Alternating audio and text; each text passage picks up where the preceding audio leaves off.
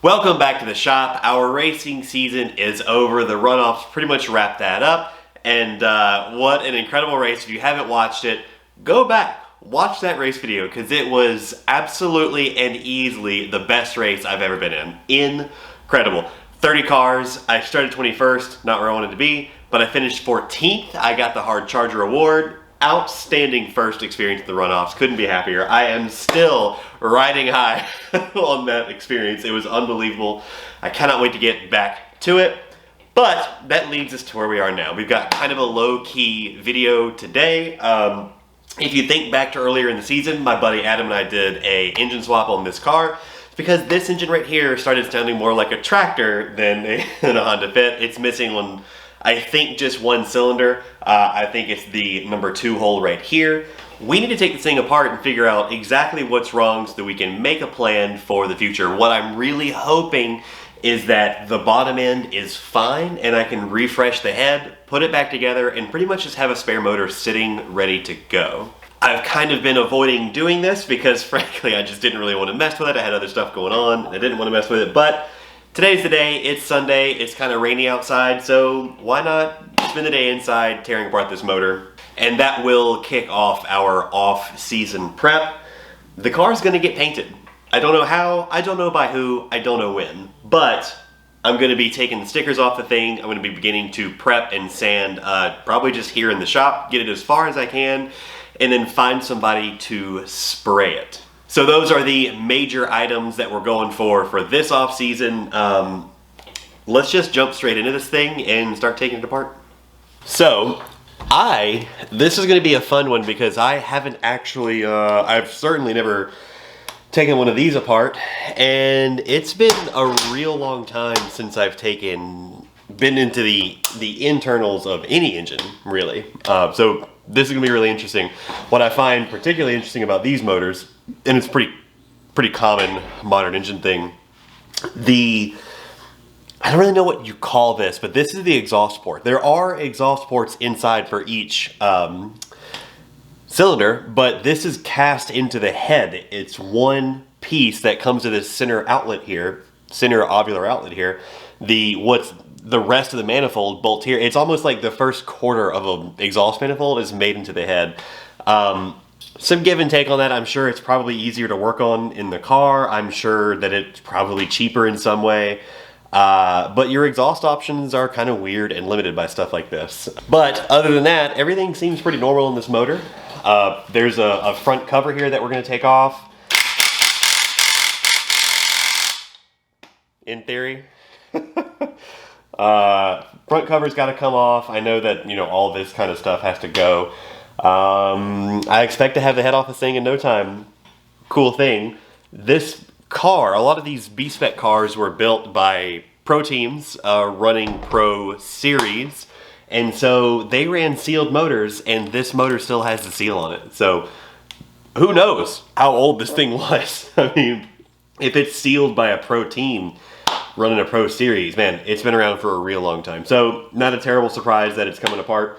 Let's dive in. Let's see what's going on with this thing. I love that I can sit in my chair. I have my tools laid out on the workbench right here. We're going to start pulling this nose apart before we pop the valve cover off and do head bolts. It's pretty much it. The rest of the stuff is already off because I've transferred it to the new motor, which is in the car now. Let's dive in. So we have most of these front cover bolts out. I could not for the life of me get this bolt out, but looking at it, I think I can get this front cover off without messing with this crank pulley bolt. It's disappointing. I don't really know what I'm going to do about that. But here's a thought that I've just had. Valve cover's ready to come off. The previous generation of this car required valve adjustments. I did not think this. I didn't think that this generation required valve adjustments. I hate valve adjustments. I know it's easy. I know it's not hard. I just hate it. It's stupid. It's 2020. Put hydraulic lifters in here and let's just move along.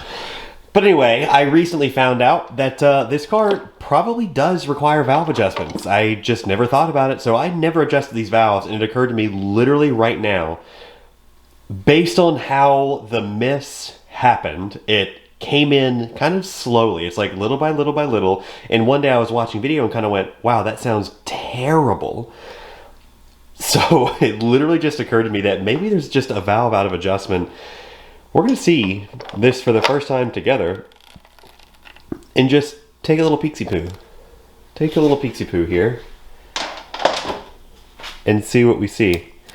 Because there's a wee bit of a chance that one of these valves is just sort of stuck.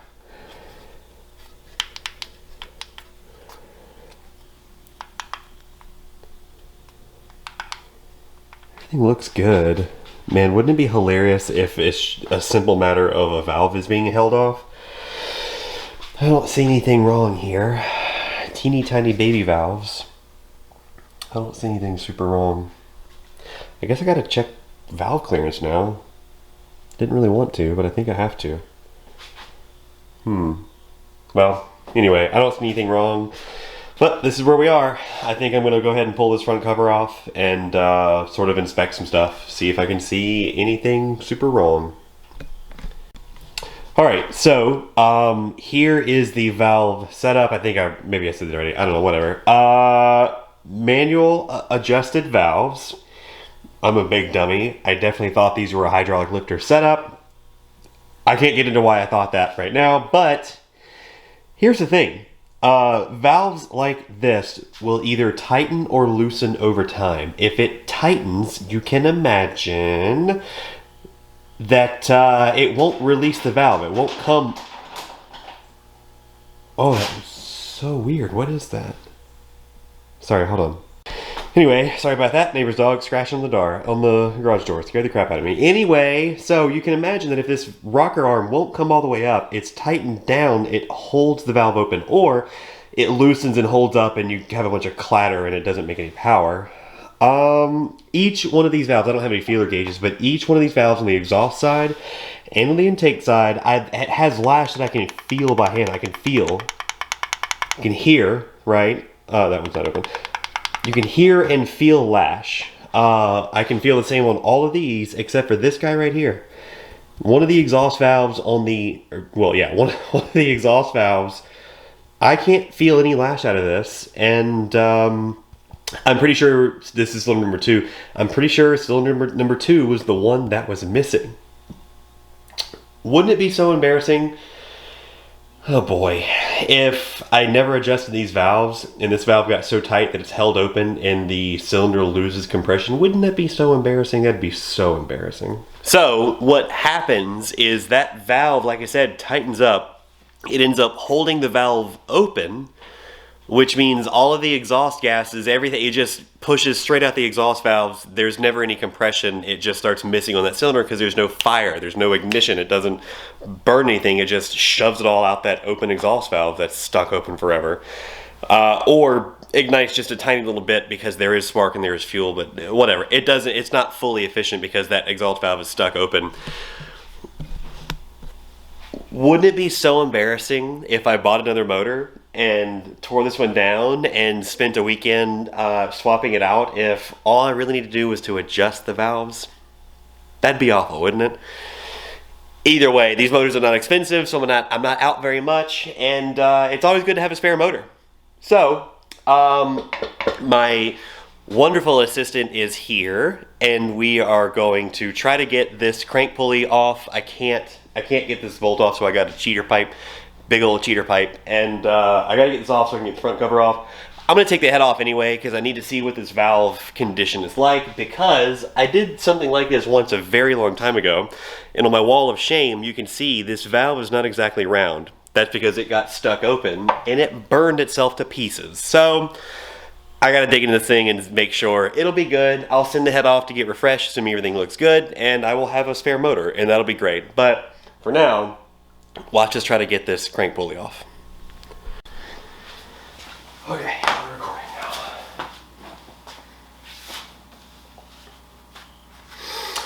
Okay, we got a big long cheater pipe on an old 1/2-inch ratchet going that direction, hopefully holding the crank pulley in place. You're gonna hold that down, you can probably just step on it with your foot probably. We'll see how that goes. And I'm gonna be on the bolt with this baby breaker bar that might snap. We'll see what happens. All right, ready? Sure.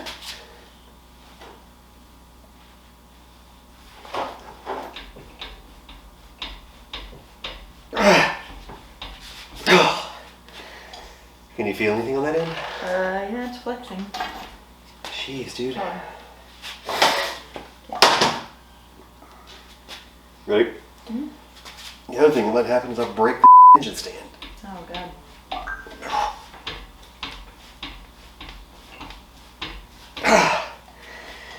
Holy this is stuck.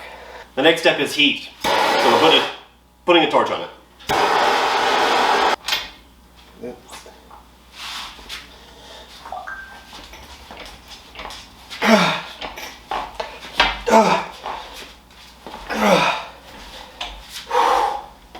You're going good. Holy dude. You did it. That was rough, man.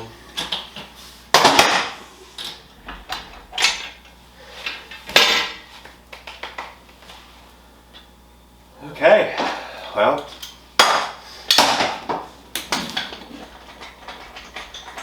heat is always what you do. Probably don't touch that for a while. Is that all I needed? That's all I needed. Okay. Well, I'm going back up. Ooh. That's it. Alright. Alright. Ta-da! So we shed a little heat on the situation and got the timing cover off. We got the bolt out, got the pulley off, and boy, that's still pretty hot. And got the timing cover off. Look at this cute little chain. What an adorable little guy.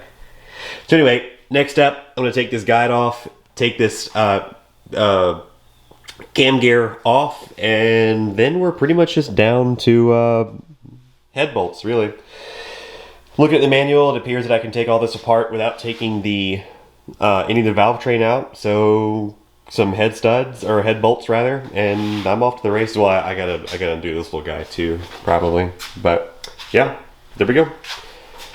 Keep moving. I'll check in when we can pop the head off. All right, head is ready to come off, and let's find out. Let's find out what's under here.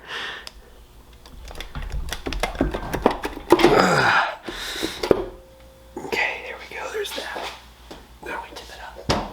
Oh, there's still yeah, there's still some oil in there. There's always more oil. Okay, it's a good thing I set my my things down there. Okay, well, let's see here. So this was piston number 2.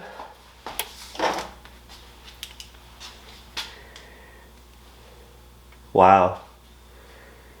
Yeah, this piston right here is the one that was missing. The cylinder rather was the one that was missing, and the piston really looks very good.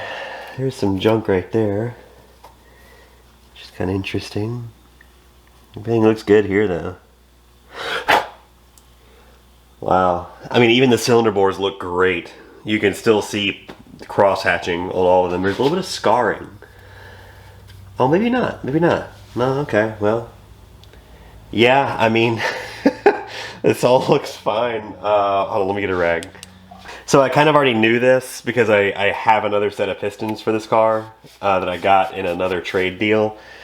But what's so funny to me is how teeny tiny baby these pistons are. Look, they're so small. They're so teeny tiny. Oh, that's funny. Yeah, I mean, everything looks great. The head gasket looks fine. We won't be reusing that, but everything looks really very good. Very good indeed. I don't see any piston scarring. The sidewalls look great. Let's rotate this thing real quick. All right. Oh yeah, the chain is still attached. Wow. Yeah, I mean the cross hatching is still super strong on these cylinder walls. I don't see any issues here at all. It looks really quite good. There's some visual, just a little bit on the sides here. I don't know what that's about, but it feels perfectly smooth. Yeah, these look fine. I'm leaning real heavy towards just slapping have the head redone, put it back together, and have another motor. Wow. Everything looks great. Let's check out the head. Alright, so here's the head. dry, wet, dry, dry. I think this was the problem cylinder. I honestly, my current theory is that an exhaust valve tightened to the point where it stuck open and didn't allow any compression to build, which means this cylinder stopped firing, which means it just sort of filled with, well, hell, fuel and oil and all sorts of stuff like that that just kind of never burned off. It's the only wet in the set. I don't know. I think that's my current working theory. I'm talking to a couple of buddies. We're chatting about how it goes. I should have gotten compression numbers off this engine before I took it apart. But honestly, when I took it apart, I was looking for catastrophic failure, hard part failure. We're not seeing any of that. These valves are all intact. The head doesn't appear to be cracked. That is suspect to me now that I'm seeing it right there. I don't know what that's about. That seems interesting. The head gasket appears all in one piece. I'll look at that a little bit later on. Again, all these pistons look good. The cylinder walls would be sick if they didn't have these scrape marks, like those right there. These guys right here. If they didn't have that, that'd be a lot better, but the cross hatching is in place, which is a pretty good sign of reasonable health anyway.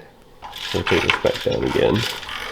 Of course, cylinder 2 has the worst of it, which would make sense because a bunch of fuel is dumping into a cylinder that is not igniting, and it's called fuel wash. It essentially rinses oil off the cylinder walls, which means that this one went without good lubrication for a little while. So I don't know. I got some thinking to do. Honestly, I think I'm going to end this one here. This was just a quick fact-finding mission while I had the while I had the motivation to make it happen. I like seeing the inside of this stuff. It's pretty neat. Don't get to see it super often, so it's cool to have it. Now again, I think I said this once already, but my plan was to, assuming everything looked okay, rebuild this head, have it refreshed, put the engine back together, and kind of just have a motor ready to drop in the car whenever the worst happens. You know, should something else happen, got another motor ready to go. I don't have to wait for parts. I don't have to wait for machine shop time. I can just bloop, pop it right in and call it a day. But I've got to think about the cylinder bores a little bit. I'm going to talk to some folks, send some pictures out, and have some conversations and see what the general consensus is. Honestly, right now my thought is still to strip this head, have it refreshed, put it all back together, and have a motor. Don't know how that's going to go yet. But in any case, with this done, this was something that's kind of been on my mind for a while, but with this done, I think the next thing we're going to see is pulling stickers off this race car right here and beginning to prep for paint, which is very exciting. Like I said, don't know who's going to paint it yet, don't know when it's going to happen, but I got to get it done. It's been too long. It's time to focus up and get some work done. So we're going to strip, we're going to disassemble, and start sanding. If you have any thoughts on the head, if you have any thoughts on the motor, let me know in the comments. Drop some comments in there and let me know what you think. Like I said, I'm kind of inclined to think that it's probably just fine and will be good to put back together. Good loose bottom end, good tight top end, makes for a good motor. So in any case, thank you so much for watching. Let's go on this off-season adventure together. We're painting a car, we're taking motors apart. It's a real race car time around here. Thanks for watching. If you like it, drop me a like. Subscribe if you haven't already. And again, let me know what you think about these cylinder bores and that head right there. Find me on Instagram at The.Daily.Racer between videos. I'm super active there. You'll see all sorts of stuff going on over there. And in any case, I'll see you when it's time to start taking the actual car apart. We'll see you guys next time. Thanks for watching.